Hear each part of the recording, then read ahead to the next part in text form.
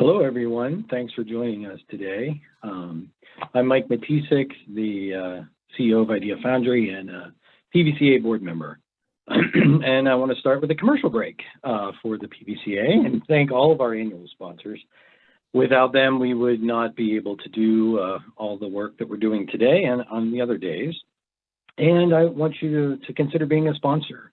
You can reach out to Micah Whitfield, who's on this call today, and she can help you get set up. And I want to tell you, there's some freebies if you become a member and if you become the sponsor of the PVCA. So moving on now back to our show.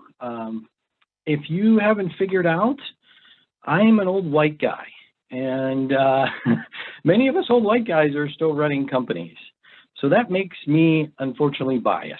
And in reality, I don't know that I'm biased. I didn't know the definition of bias. And we're going to start with asking Amber that before I read her bio and give you all the reasons why she's going to help us today. She can first tell us, what does it mean to be biased? So to set everyone off on the same ground, bias is having preference or prejudice to or for or against someone or something. So biases are things that we build or develop in our developmental early stages of our life, our experiences with our friends and our family, and our existence in the world, and our perspectives, the things that we value and see and engage with are based on our biases.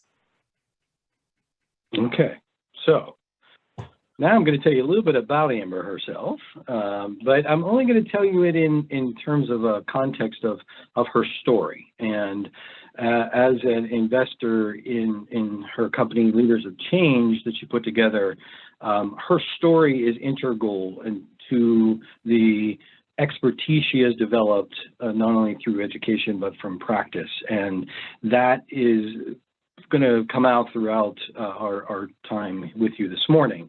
Amber is an equitable service designer, phrase one that I needs to find, that works with organizations to implement systemic social change from a bottom-up perspective with a multi-method research, debiased interventions, and implementation support.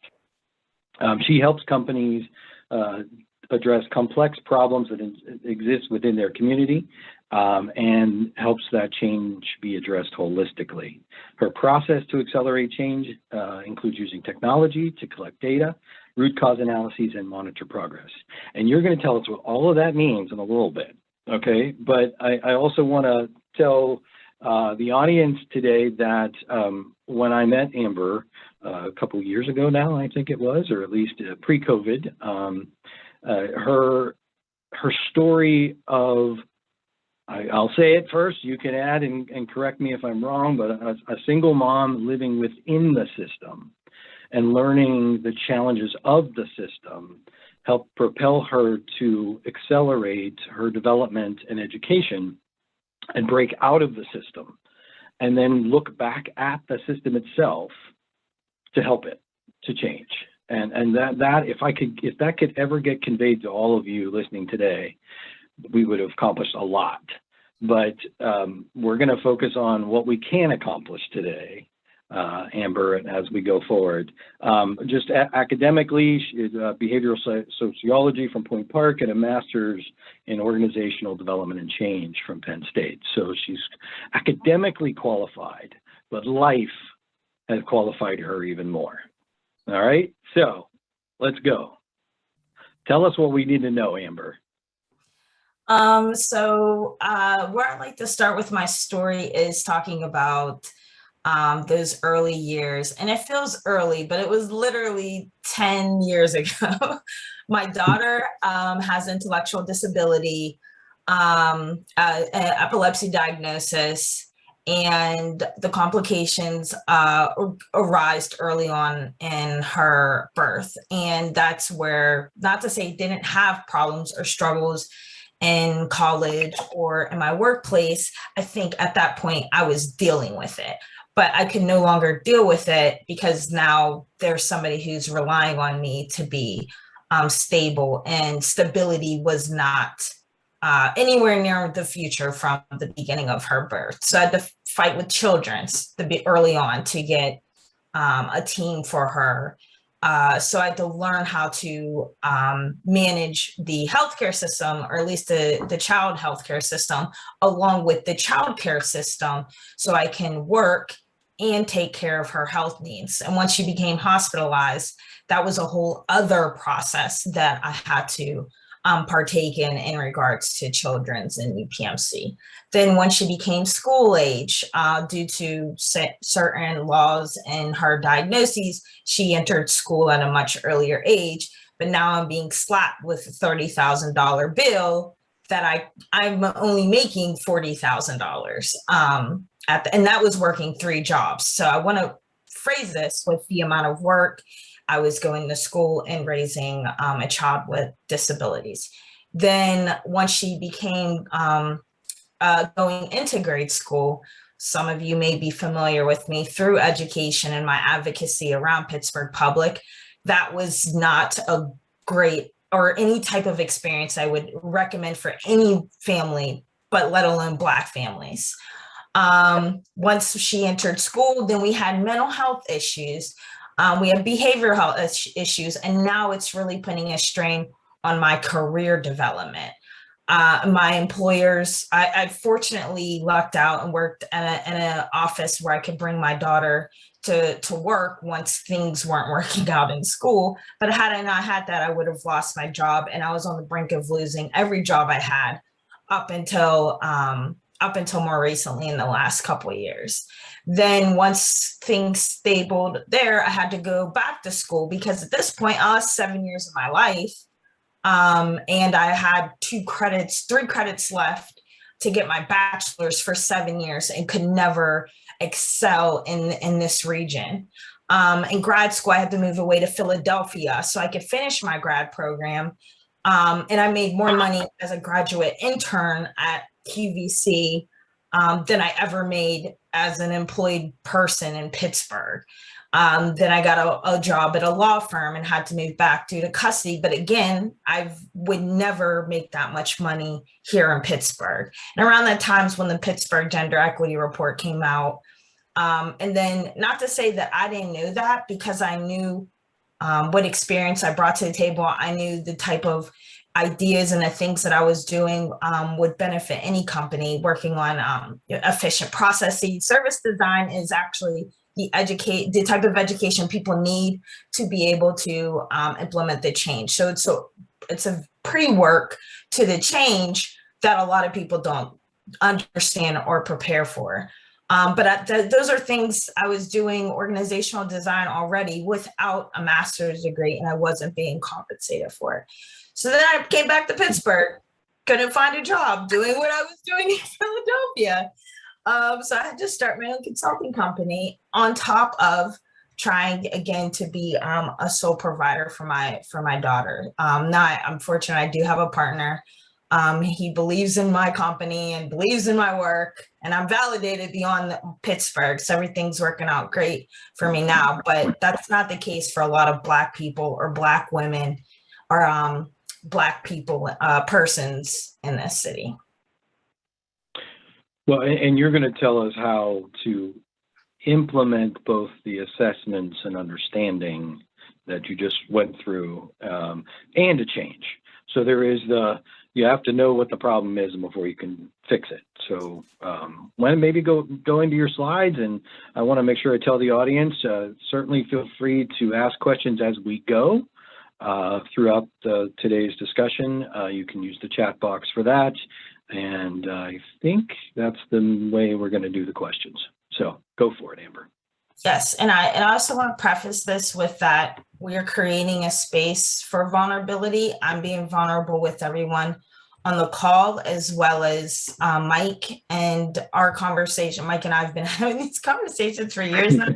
So we're letting you into our space, but to say that there's no such thing as a dumb question in this space, And I think any question, probably someone else is thinking the same thing. So just jumping into it, focusing on the objective, what I like to do is present tangible ways that we can uplift experiences for marginalized, underrepresented talent, and using those experiences to drive change versus traditional methods that we've been, and metrics. Most importantly, the data we're collecting is wrong.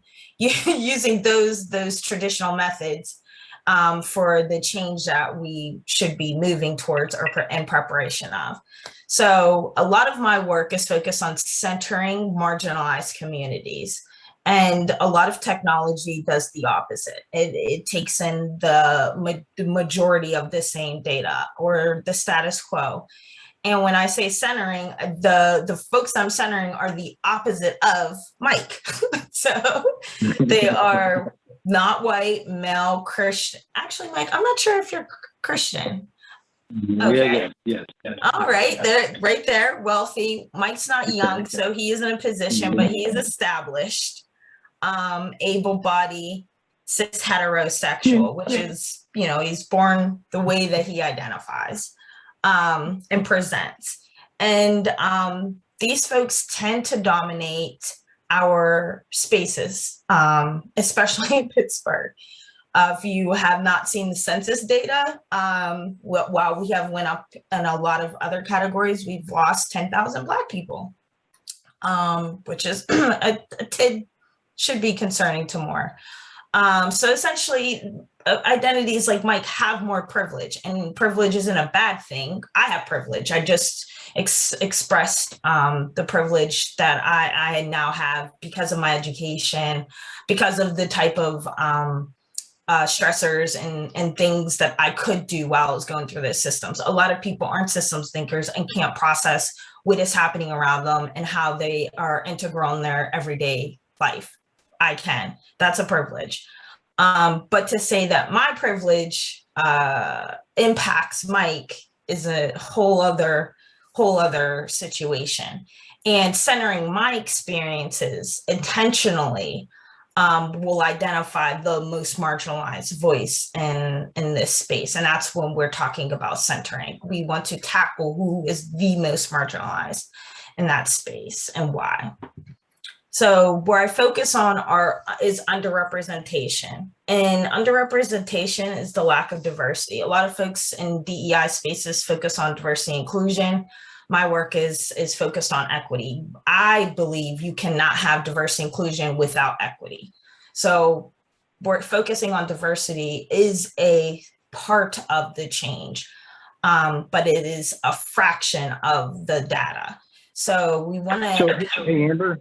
Yeah. Before you go past that too far, the DEI are these in conflict, or do they just one is needed prior to DEI? I heard you say that, but I really want to understand, because obviously there's a lot of attention on DEI, diversity, equity, and inclusion, but you have a slightly different approach to that.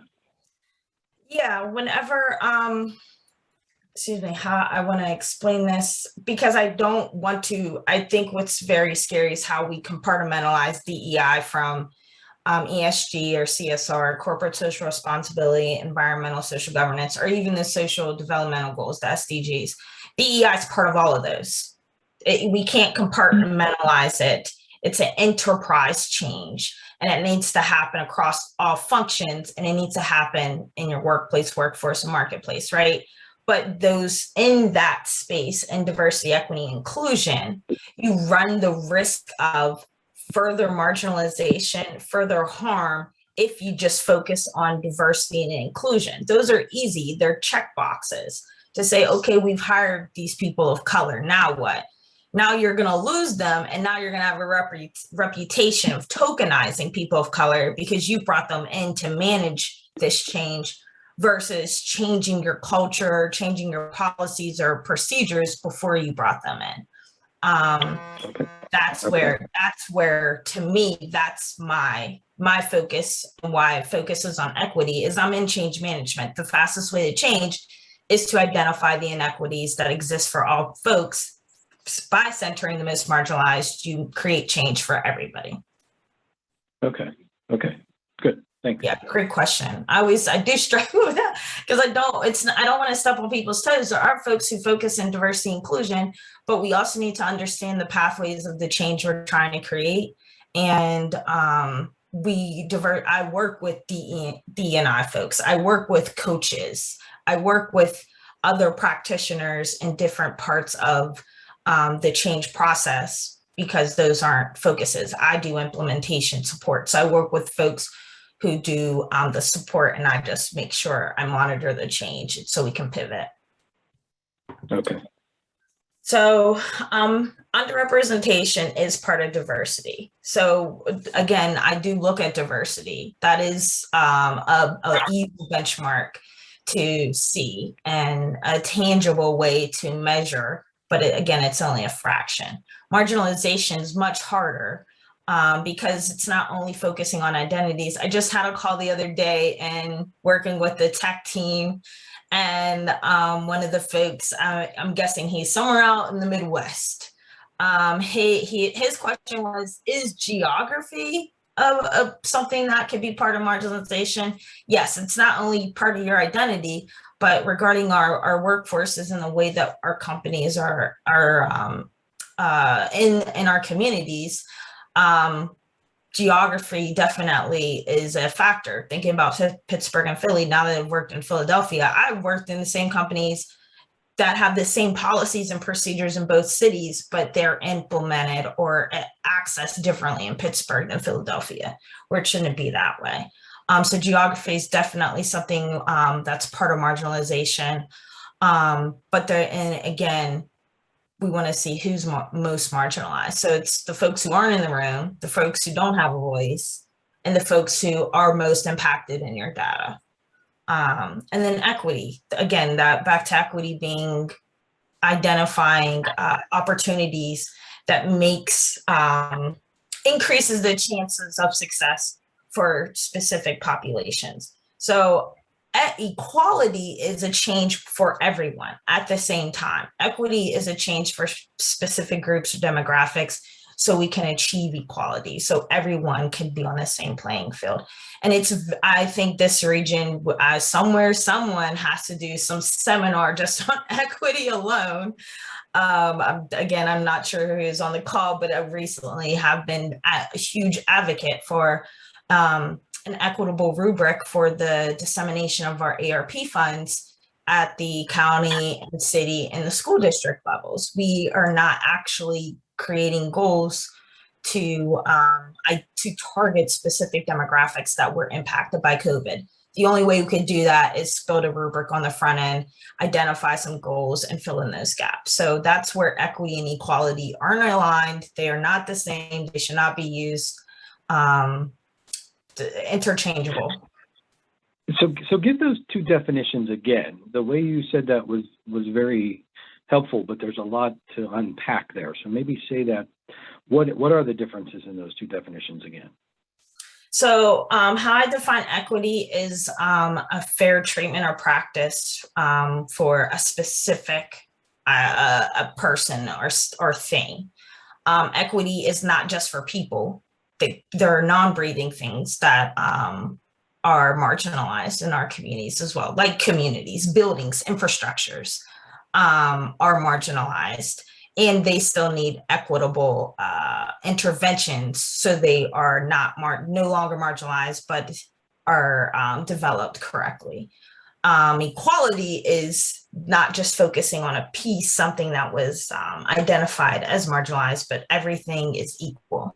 So equity is the systematic way to achieve equality. I hope that's how I look at it. It's systematic are the steps to change a system. So would you say equitable interventions are not equal interventions? Equitable interventions are necessary to get to equality and equity. Yes, and I think a lot of folks look at equity as a zero-sum game because of the way that sounds, right? Equitable policy around our benefits packages to help to make it more trans inclusive feels exclusionary to maybe you and I, Mike, because we're not trans, but a policy package for trans inclusivity would be a better policy package for both of us. Even though we can't access the trans piece, it does make it more accessible for our benefits, and it makes our benefits used for a broader sense of things than it would traditionally be used. So that is a great example of focusing on a community that is traditionally ostracized in our benefits package that would benefit the most from that policy changing. It would benefit for all of us if that policy changed. So we've made an equitable policy change to achieve equality in our benefits package. And I think this is controversial area number one for me to step forward on. The idea of the pendulum swinging to one side to get back to a middle in terms of the equitable interventions that are being discussed and enacted, which seem to focus on extra support, extra resources, extra effort, and that gets challenged as, well, that's not equality. But I think what you're saying is you need the equitable interventions in order to reach equality over time. Is that? Yeah, and I think not only you, but a lot of folks look at it linearly, like 1, 2, 3, but this is a cycle, right?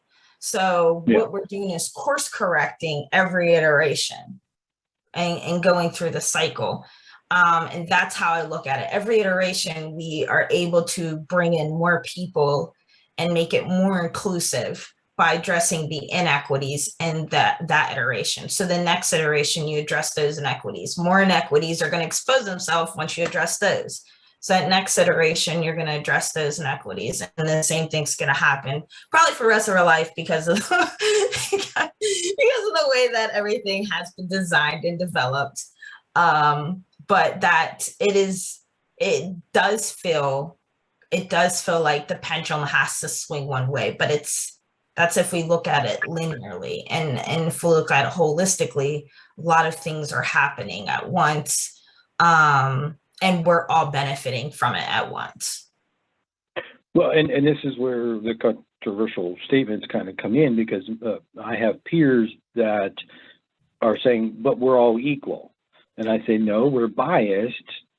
We have privilege that we're not even aware of. And it doesn't make you racist, but you have to understand your biases prevent us from reaching equality.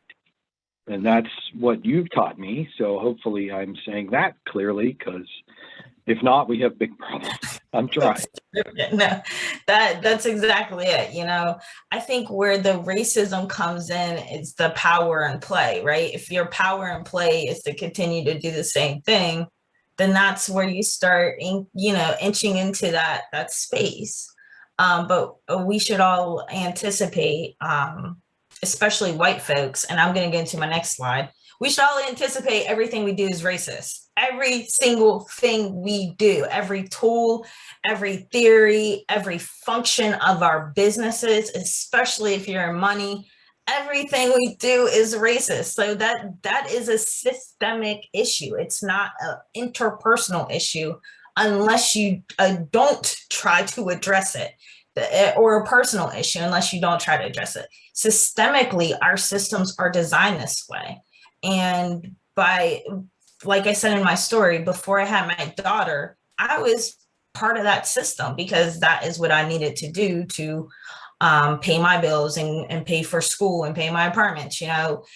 Those are things I needed to do. I can't actually function in that system anymore because it ostracizes me. It doesn't compensate me. It doesn't propel me in my career, and it doesn't allow me to create a stable environment for my child. It does not. And entertaining that system doesn't do that in my consulting either.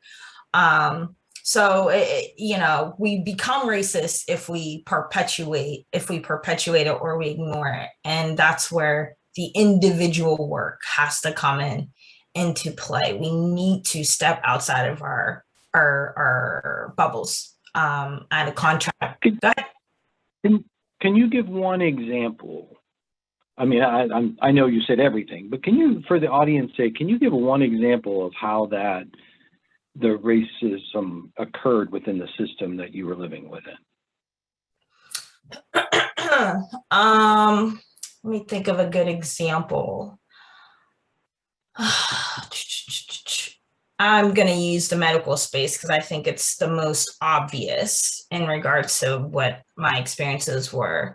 And I don't dabble in subjectivity. I focus and function on objectivity. In the medical space, and traditionally in UPMC, there's a time frame where they've already established that people with terminal chronic diseases get a team to identify their illnesses. My daughter didn't receive that. I had to advocate for that. There's also, in regards to her medicine, I almost got thrown out of the hospital because they wanted to do another lumbar puncture. If anyone's familiar with LPs or spinal taps, the more you get those, the more you increase your chances. She already had 3 before she was the age of 1. And they wanted to do that.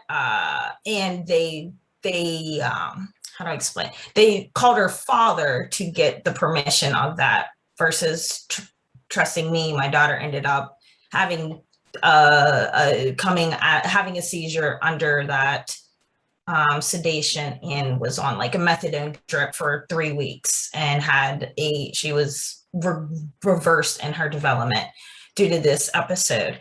That is not something that they would do to a white family because they assumed that he was not part of the picture. He just works. And I was in school and able to maintain those things.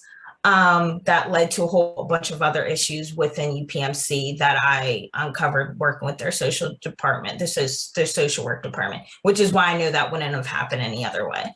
I could go on all day about like the maternal racism that happens in the city as well. But I think I recommend everyone read the gender equity report. Hands down, there's a lot of information to understand how racism is really perpetuated and instilled in our systems and culture in this region, in this city, in the counties itself. But medical racism is definitely the most harmful to Black women, and the carceral system is more racist towards Black men. And I think that report, the media headline was Pittsburgh was the worst place for Black women to reside. Is that correct? Is that what the media, I know that was not the whole report, but that certainly got the media attention from that perspective. And you've identified within the medical system how that would affect women disproportionately, and certainly women of color as well. Were there any other themes within that report that you think is relevant for the audience to understand what made Pittsburgh the worst city for Black women? There's also, in regards to education work, Black women don't make it beyond director or above, or director in this region. Like we have, I think Angela Reynolds is the only Black CEO, female. She's at the YWCA. Mm-hmm. How many Evan Fraser just left. I can't think of, not Highmark, the other.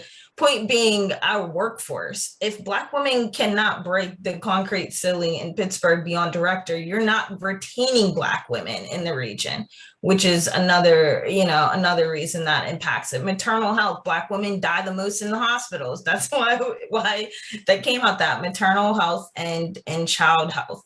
Also, Black girls in our schools. The suspension rates are exorbitantly high, which puts Black girls on a trajectory to enter the carceral system. That's their first exposure to police, their first exposure to juvenile delinquent centers.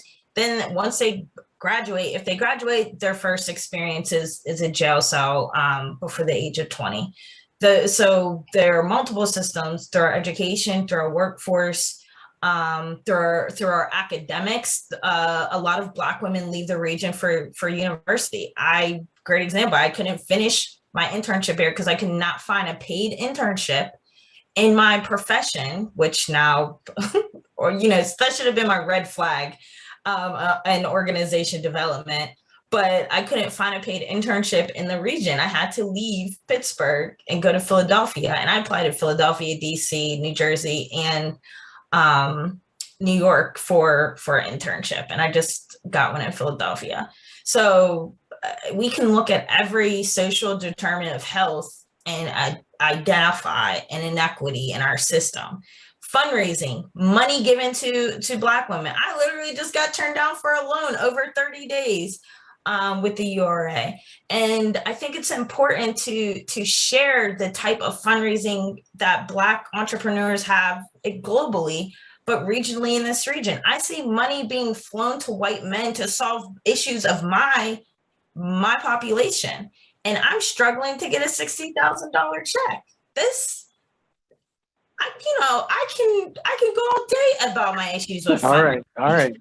Okay. Well, so, let me interject there, because I think what we wanted to do is make sure we set the context and the reality of the problems that we're facing, both the definitions of those problems and then the understanding of the magnitude associated with those problems, so that we can spend the rest of our time talking about how we make the world a better place from that perspective. But since you just said it, I have to interject and say that Idea Foundry's Equitable Entrepreneurship Program has not been funded by anybody's money except for the exits of investments we made in other companies. So, and that's we're proud of that we're not competing, and we've chosen to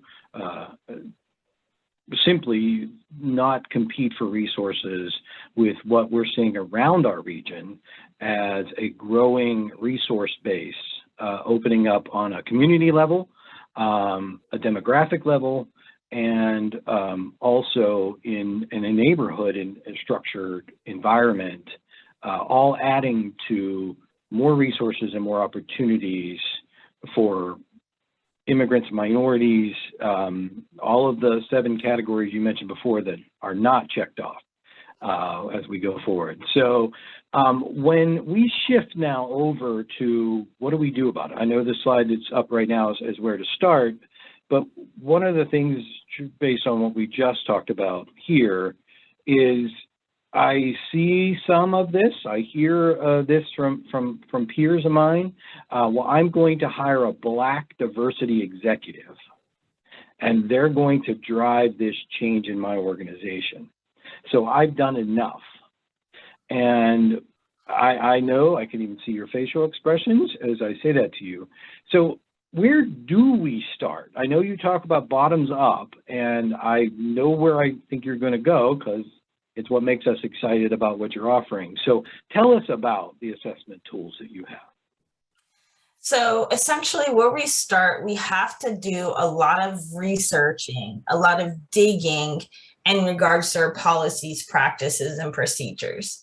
And bottom up is the information that we get regarding our employees, stakeholders, partners, volunteers, community members. Bottom up, we want to see what their experiences of our policy and procedures are, and then we can validate that data top down. So we want to look at, okay, well, if our employees are said that they can't access using their employee assistance program, we need to identify why they can't access it. Did they not know about it?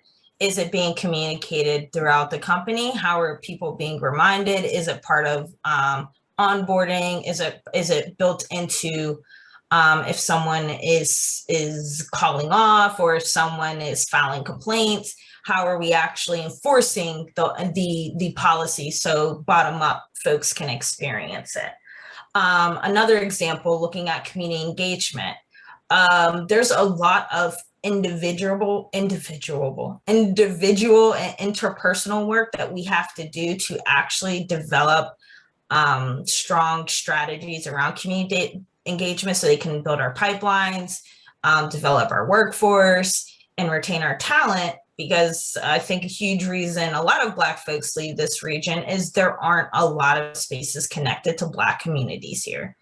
To do that, to have that type of engagement, we have to do the individual and interpersonal work so we know where to engage, how to engage, mitigate any type of risks going into communities. Look at how academia has just totally withdrew itself from the communities and relied on, like Pitt has their engagement center.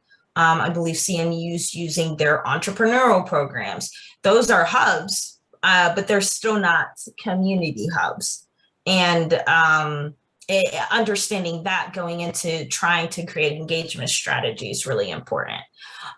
So we need to holistically look at our company and not just say, I'm going to bring this Black diversity officer in or this Black executive in, and they're going to change it. There's no Black person in the world that has that type of power. Not even the president of the United States. You saw what happened after that. Point big, there's a lot of work that the folks who are there, who want to be there, are doing it, and the debiasing of the policies and practices helps for us to learn how to develop that interpersonally. So a lot of emphasis on bias or unconscious. I can't think of what it's called anymore because of my company. Unconscious bias. A lot of work is being on that, and that's harmful. It's slow. This is kind of like giving persons prayers and thoughts after a traumatic event. We actually have to do something. We have to move in a direction that helps those folks, and we can't be afraid to lose people. The folks that we're losing in this process are that's a loss on them, because this is a better place for everyone to prosper, and everyone to be included, and everyone to have a space to have a voice. So we need to deconstruct our tools before we do these things. If anything that comes out of this, if there's a theory that you bought into that comes out of academia, go research it right now. If there is a tool that you learned I had to deconstruct all my tools. I've done this with our local OD chapter. I do it with a lot of my colleagues who work in change management and OD and corporations, deconstructing their tools because they perpetuate harm. Anything out of academia is going to perpetuate harm. So starting there, that's the top down from your experience. And you could do that without even collecting data. Just start there today. Okay, here's a mental model I bought into. It's probably perpetuating harm, and you need to mitigate the risk and harm using those things, or find new ones. All right, you're scaring me again, because the more this seems like it's too hard, the harder it is to get our heads around what to do differently. And I know what we're getting to, so I want to keep the audience to knowing that we're getting somewhere that you can have a tangible start to begin making change. Amber has a point of view that we got a long, long way to go, and we're not moving fast enough to get there. And I'm coming from a world where my peers are going, yeah, okay, well, I don't know how to accelerate this. I don't even know how to start. So those worlds are so far apart in points of view. And one of the value propositions of Amber's business is to say, hold on, we got you. We can help this start in a non really confrontational way, and let the data drive the confrontation. Is that fair to say it that way? Yeah, or not even confrontation, conversation, but conversation around what to do, because we talked enough already, right? So what I built was this, it's a very large equity index. And what the equity index does is it focuses on the action we need to take. Yesterday I had a call with someone from the Business Development Center talking about all the different type of changes happening in the city and how slow it is. But how much faster could it be if you didn't have to sit down and think about what to do next? And the technology interpreted your top-down data, and the technology interpreted your bottom-up data, and the technology interpreted your community into your company data, and actually gave you this system that needs to be changed, versus saying, here's the problem, now you determine what to do. The equity index actually skips that step and tells you what to do. And that's where you get your consultant, or you put your teams together and you take those actions, and then you go through that iteration. And again, you may solve your problems, you may not, but what technology allows us to do is pivot. The data is alive. The information is accessible. It's not too academic. We know what accessibility is. We understand if folks can interpret a policy handbook. All of those things are very important, and they're very granular, low-hanging fruit that we can address now and open up our companies for better change in the future. And through this, we build trust. I'm not sure how many folks are aware, but there's a global lack of trust between companies, no matter the mission driven or not. And we looking at the mass resignation we're experiencing now. People don't trust companies. People would rather freelance and exist and be their own bosses, right? But what if we use their experiences to actually determine what we do next? And that's where the platform Conscious Unbiased does that. And yeah, maybe call up that last slide as we continue to talk, because so you have developed a software tool that enables you to gather the data primarily from a bottoms-up perspective, or is it top-down too? It is. Now it's 3 perspectives. I recently just got a contract where we're adding community members to the index. So bottom up, we collect it. And I say bottom up as in your most entry level employee, the whole way to your board. Bottom up, including your contractors, vendors, part-time, full-time, bottom up. And then top down is your policy, practices, procedures, and your disaggregated data. And then externally is your community or your marketplace. In regards to community development, and a lot of, like in our healthcare industry and academia, there's a huge emphasis on community engagement, and folks don't know how to engage community. So the technology gives you a feedback loop from the community, again, live from the community in regards to whatever you're implementing, whatever's happening locally, whatever events are happening, as in social events, or in the case of this organization, campaigns. You get that live data instead of having to, and you behaviorally teach people to go to the platform and provide that information. So you don't have to create that engagement strategy to do the outreach all the time. And you know, so the goal of today's section was to explore the challenges and understand the complexities associated with the problem, but also leading to the path and the way forward. You already have corporate customers that you're working with there. What do you see as the greatest challenge to those corporates engaging you, or maybe a sales cycle that didn't work? What do you see are the impediments to getting all this data and really digging in? I think, this is public facing. So there's 2 levels where the struggle's happening. The public facing piece where folks can see your problems, where some companies are already at a point where everyone knows what's happening. They're bleeding employees left and right. They're losing money. Their portfolios are looking bad. Their investors are pulling out. Those folks have already publicized as much problems as they have. So the public facing isn't hard for them. What's hard for them is they don't own the data. I do not provide raw data. I do this in my consulting. I provide root cause reports and I focus on systems. I do not give you situations, people's, I prevent retaliation. More recently, I did have to cancel a contract because I am providing a cost reduction in consulting services because this builds into social good, global social good. And we get to learn more about our regions and our industries and our workforces at a micro and macro level.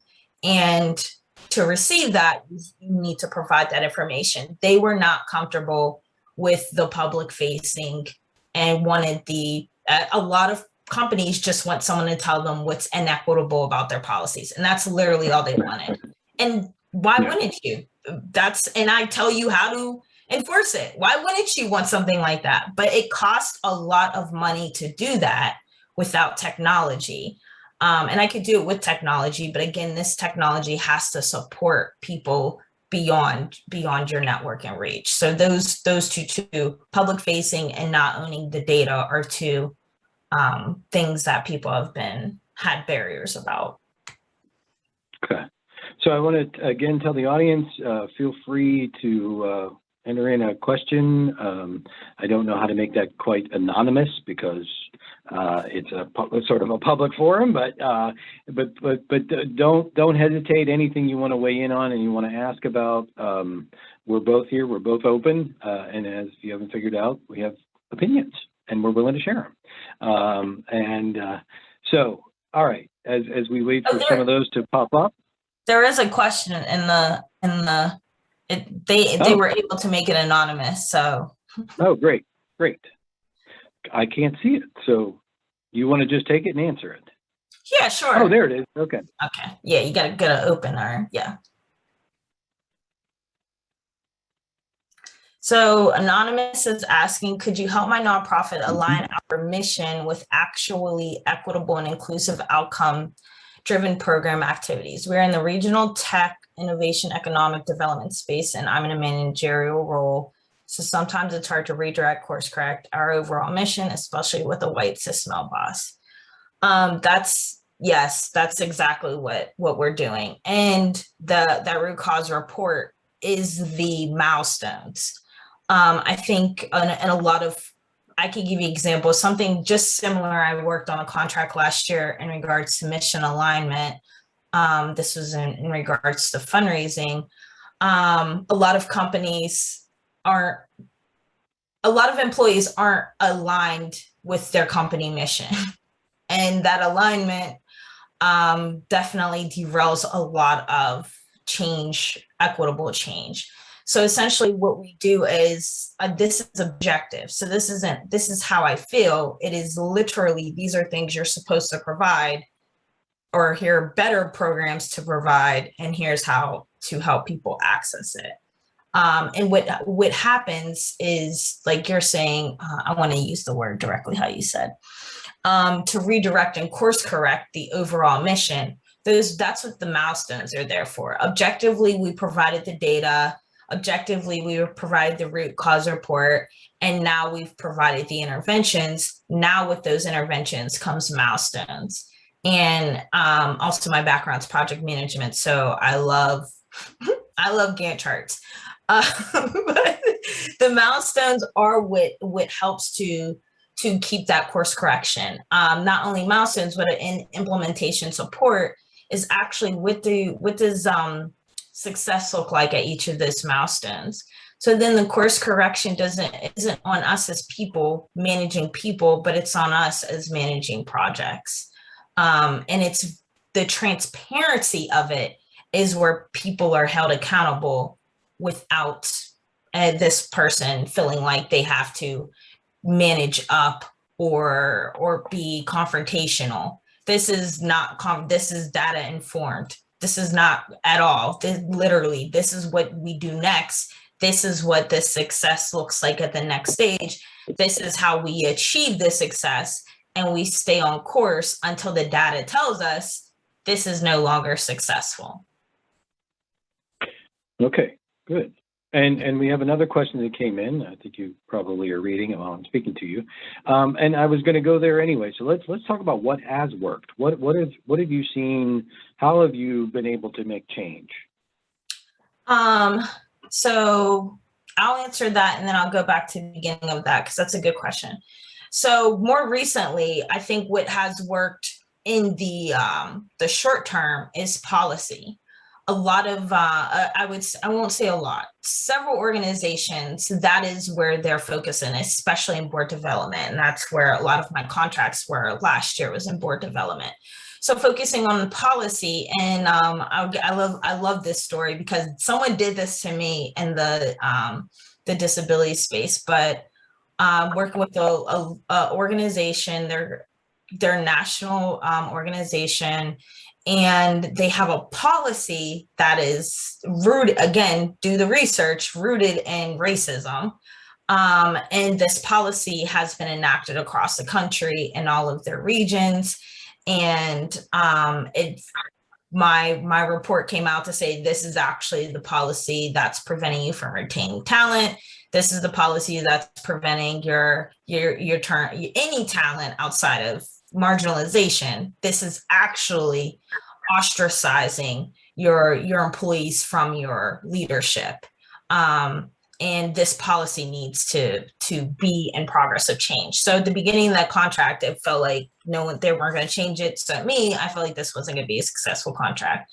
I'd say 2 months in, one of the folks said, well, this is a federal policy. You keep bringing this up, Amber, it's federal policy, so we have to do it. And I'm like, no, slavery was legal too. So there's a level of wiggle room that we have to, I was on that contract for, I think, 8 months, and they are in the process of changing that policy locally, but also at a national level. So I don't think I had anything to do at the national level, but I know I had something to do with the local level. So that policy change will successfully give voice to a lot of employees that have felt marginalized or ostracized in that company locally, but now even, building into the national movement.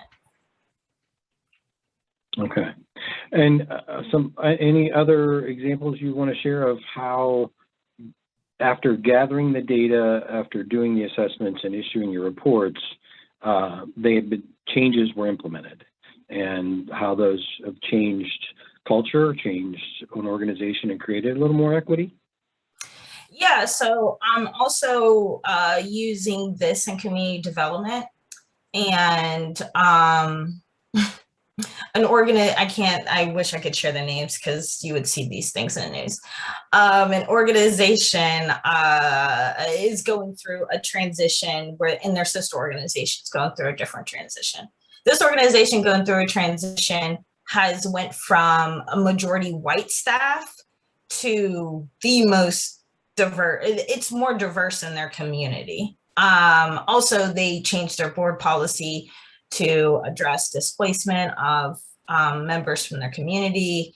And now they're implementing an equitable rubric in all of their board committees in regards to their programming, from working with senior citizens to students, the whole way out to like food outreach. So a lot of their language, a lot of their programming is now moving towards not only folks that are in that community, but actually approaching marginalization as folks that were in that community and no longer are in that community. And I'm trying, it's because it is hard to quantify, which is where the technology comes out of. I'm not sure if most of you are familiar, but it is hard to find causation in DEI efforts because of the way the data is collected.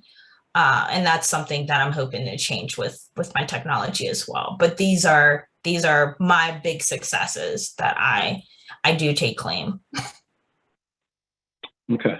Good. And we have another question coming in. The investors with little control but substantial influences. How do investors influence CEOs and boards to make change? And connected to that question is the DEI section of an employee handbook. So is that where do we start if we're an investor and we're trying to help our companies do it right? Is this recording? Oh, it is. I'm just gonna say it. So essentially, as an investor, your investment is the leverage. And to be very honest, what I hope my employer pages is show people where they should invest or divest their money and labor.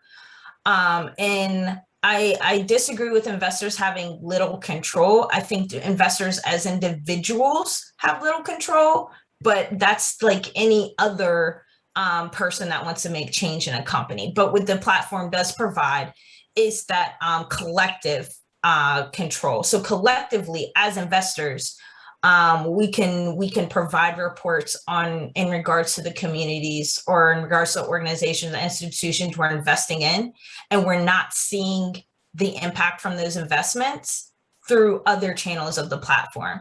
So I want to make a great connected dot because a lot of folks in the finance industry have been asking me about this.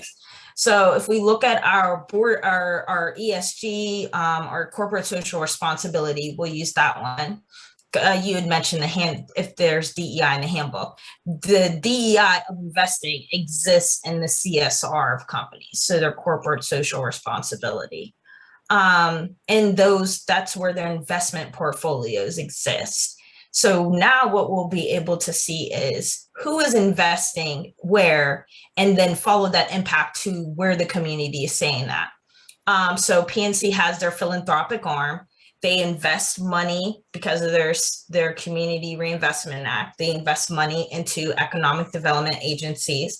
Then those economic development agencies will have feedback from their communities, from their stakeholders, in regards to what kind of programming they're receiving there. We'll be able to directly see how our investments are being carried out in communities and who's actually accessing those investments in the community. Then as an investor, there's your leverage to say, well, I invested this here, I don't see the return here. That is my hope within the next year. But as an individual investor, I agree it's a stronghold. That's your leverage, is your money though. As a group of investors, to see something that says that our investments are actually going to overhead, that would be a leverage to say, I've been investing this money. This is where this platform is saying this. These are the standard practices we want to adhere to, where our dollars go to. Will you change that? Yes or no? I think you want to say something, Mike. I do. Just to ask you if the leverage, the dollar leverage, should be utilized with the CEO to start the process, or as you mentioned earlier, one of the areas of success has been at the board policy level. Should this be something investors engage with board members to begin the process versus necessarily the CEO?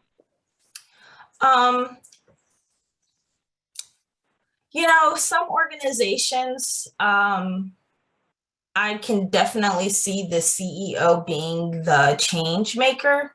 But overall, boards have the fiscal responsibility. That's their job, is to keep the money coming in.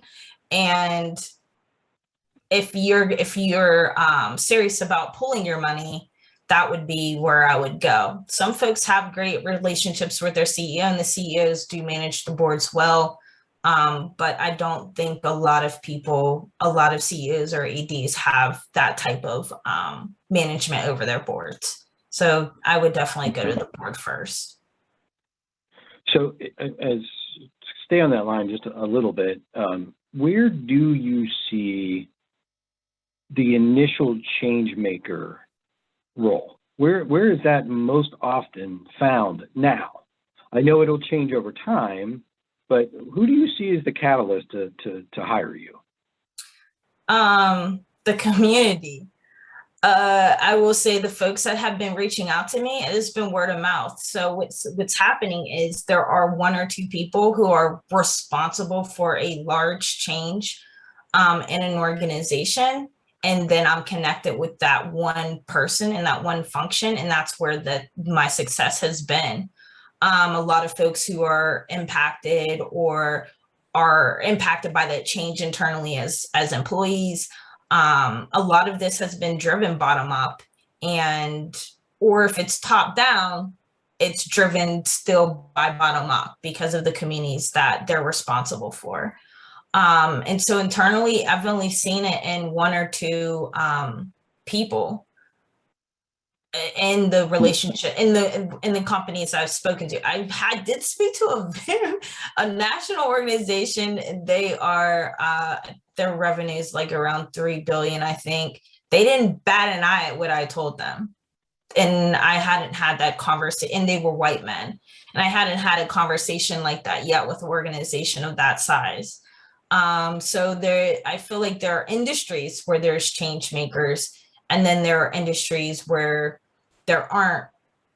An industry is a change-making industry is different than an industry that has change makers, is what I'm trying to communicate. So that they're in the sustainability space, they're trying to do better, and then working in other spaces like healthcare, academia, where you would think those are social impact institutions, but there's just several people who are just champions of change.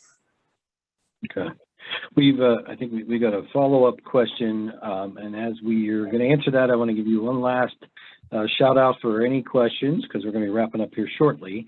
And Amber, one of the goals that we had for today, and one of the goals we've had with you from the time we met you, is to convey the message: you can do this, you can make change. And you know, when we've talked, and we haven't talked about your activist side much at all, because what we wanted to do is make sure the audience knew that as strong as the challenges are, and as daunting as the task might be, you've built a business that breaks this down using technology and expertise to say you can start, and it doesn't have to be all or nothing from the beginning. You got to get started, and you're realistic. You know, you have personal desires and personal goals to see much change occur much faster, but the reality is you run a business, and as a business, you need to sell to your customers.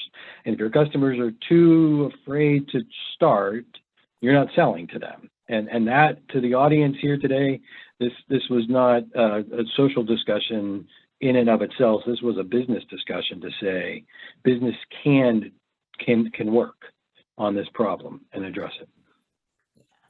Yeah, definitely. This is not abstract. What I'm doing is, like, again, it's accessible. It can happen today and it help change tomorrow. This isn't, again, I think the mental models of change is where people get lost. What I'm providing are action-oriented solutions. The question I'm asking is the change that needs to happen. So someone said, presuming the assessment finds serious biases, what kind of specific programs can be implemented? Is that the one that I know, as investors, could help with substantial influencers. So essentially, with like I said, the assessment is a question that leads you to the action. The programming or the change that happens may not be a program. It could be a process. It could be some kind of culture. It could be something within talent development. The index looks at all intersections and also across all functions under several buckets. And the buckets that I focus on are talent development, professional development, culture, DEI, community engagement, your policies, thinking about your handbooks, your CSR, DEI, any of that type of reporting. All of those buckets are where the changes happen. And the biases that exist are systems. They're not people. So I had mentioned the comps and benefits package as one, but also recruitment. Recruitment and strategy is a bucket. A lot of folks think that having a diverse panel or focusing on marginalized talent is where recruitment starts. Also sourcing, but our community engagement strategy builds into our pipelines and our recruitment strategy. So we may have this great recruitment strategy, but over here, your engagement strategy and your perspective in the community is poorly performing. So the focus to increase your recruitment, increase your recruitment numbers will be targeted in your outreach and engagement strategy. And I've seen that. So it's like we're doing all these things, and I'm like, your perspective in the community does not reflect all these things you communicate that you do. So we need to build our community engagement strategy to build into our recruitment strategy. I think that's a great example of how the biases focus on the systems versus the persons. Another example is a grievance process. A lot of folks don't understand grievance processes and aren't provided the space to communicate their trials or tribulations. That's where the platform can exist at. Folks trust out external sources to take in that information, and then we can contrive it so it is accessible to you, but not retaliatory towards them.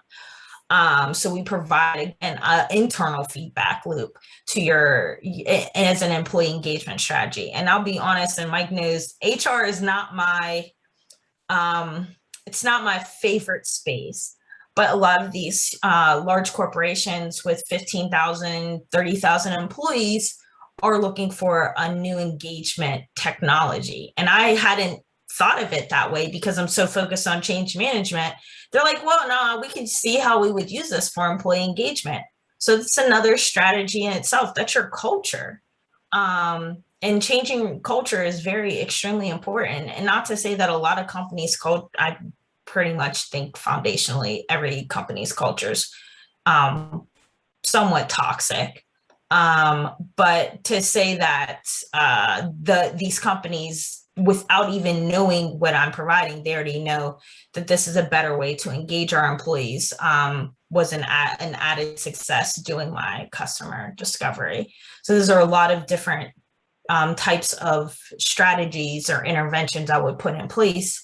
And some programming would be there, but also some policy change would be there too, or procedural change as well. Well, I think this is our wrap-up time, and I'm going to give a short commercial for Amber for a minute. Amber is piloting new products that she has, and so she's certainly looking for beta partners to get in and work with her on making sure that the products do everything she wants them to do as she continues to build that out. So feel free to reach out to Amber if you want to engage your company in the beta trial, but also in any of the things we talked about today. Of course, she is ready, willing, and able to help, and she has been, and I'm very thankful for her to be here today on behalf of the PBCA. Very much to thank you for doing this. And hopefully for the audience, it was informative and maybe made the topic a little more comfortable to talk about with each other, because if we're not at least talking about it, nothing's going to get any better, and we're probably going to divide ourselves further. So we got to keep rolling. That's my preaching comment. Anyway, there will be a survey link, I think, will be coming out. I've been told to read that. Plus, the 3-year venture fair is coming up soon, September 29th and 30th. So please feel free to check that out. Attend as an investor for sure. Propose to present to investors if you're a company out there. So thank you all for coming today. Thanks to PBCA staff for making sure this all worked out very well. And again, thanks to you, Amber. Bye, everybody. See ya.